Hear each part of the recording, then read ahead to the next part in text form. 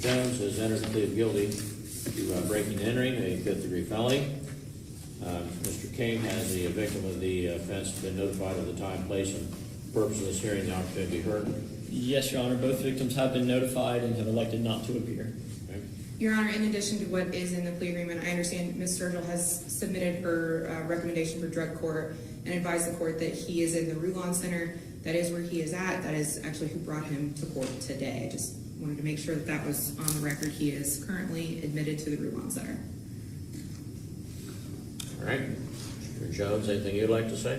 No, sir. Well, you were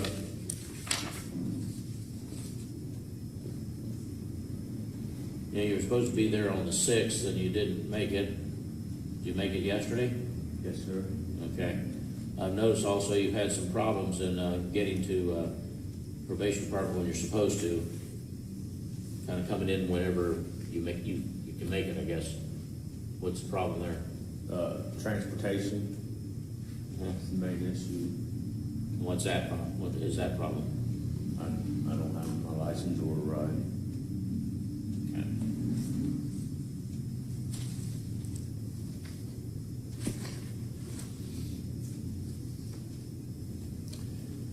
All right. Well, I'm a little concerned about, you do meet the criteria, and it doesn't appear that you would be eligible to be in the drug court, but that requires a commitment, Mr. Jones.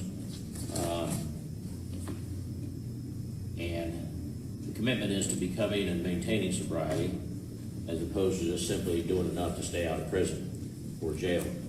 And it's harder than regular probation or community control, because there's a specific goal there, which is life-changing for you, hopefully, if you do the right thing. I'm kind of sensing here you don't have that commitment. Tell me what you want out of your life here. I want to be clean. I want to be a productive member of society. I want to be a father to my kids. One of the things that's interesting to me is you have a problem with transportation to get to treatment or to probation, but every time you were tested, well, not every time, but on September 20, October 19, and November 2, tested positive for drugs.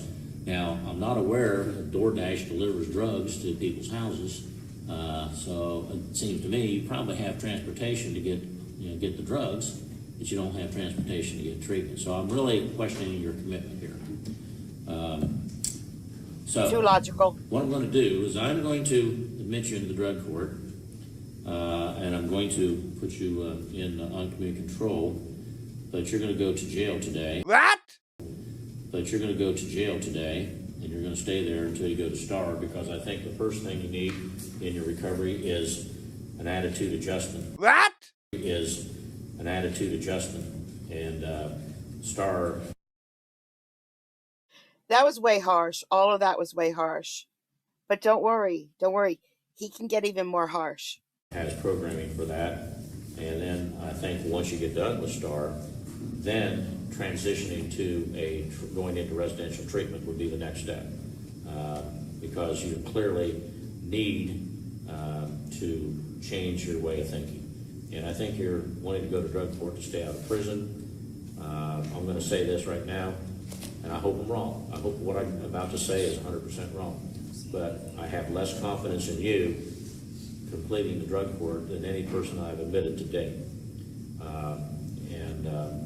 Ouch. I hope I'm wrong. All right, is there anything further, counsel? No, Your Honor. All right, you're remanded to custody.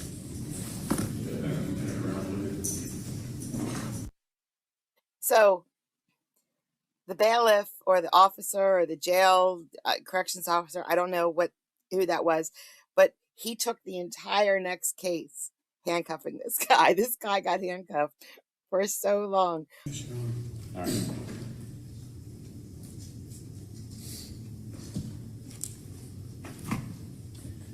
Let's see.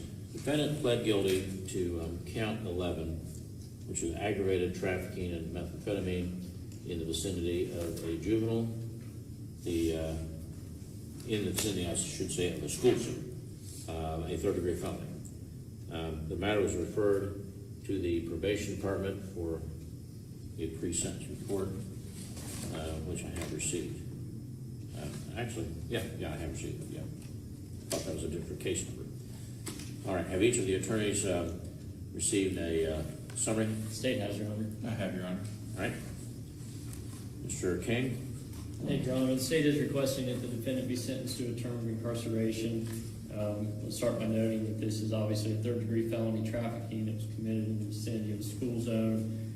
This defendant does have a prior felony conviction from this court for receiving stolen property. He was initially placed on community control in that case and given an opportunity to treatment. After multiple probation violations, he eventually did have his community control revoked and was sentenced to a term of incarceration. So based on those factors, the state is requesting a term of incarceration in this case. And also the defendant has agreed to repay the fine money, in this case, to the task force. That would be $120 joint and several with Darcy Vinegar. That's all, Your Honor. Thank you.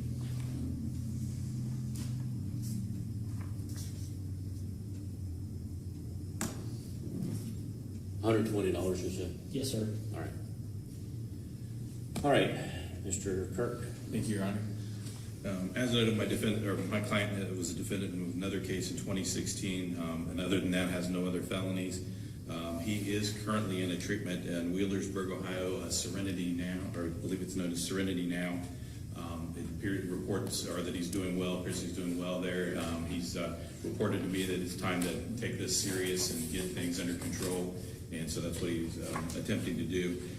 No, it's not. That it is a felony 3 trafficking in a school zone in this case, but with it being his second felony, and with the history of, as noted in the PSI, of drug history, that meth, heroin, fentanyl, I think those are big issues for him, and I think he's finally tackling them. So would ask the court to give him one chance at community control with treatment. Thank you. All right, Mr. Van Gundy, anything you'd like to say? Yes, Your Honor. Since I've been in treatment, I've gotten back in contact with my son. Before that, I haven't talked to him in 3 years. I mean, treatment's really giving me my life back. And I would love to stay there if I could. Mr. Van Gundy, I have a letter here from Melissa Fisher at Serenity Now, dated November the 2nd.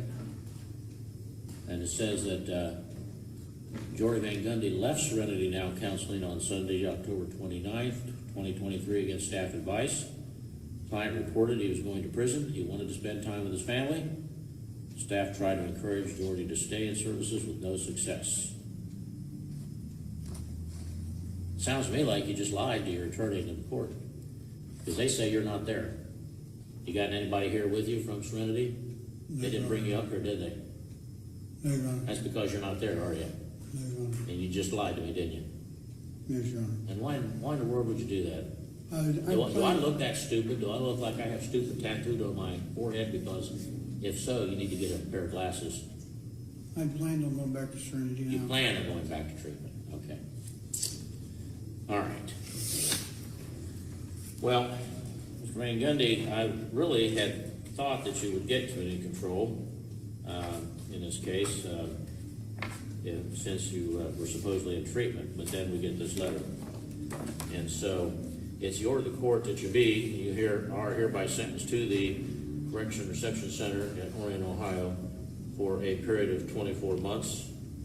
Upon completion of that prison term, the Adult Parole Authority may choose to put you under post-release control for a period of up to 2 years. They don't have to, but they can. If they do, you'll be supervised by a probation officer, or be a parole officer on the terms they set.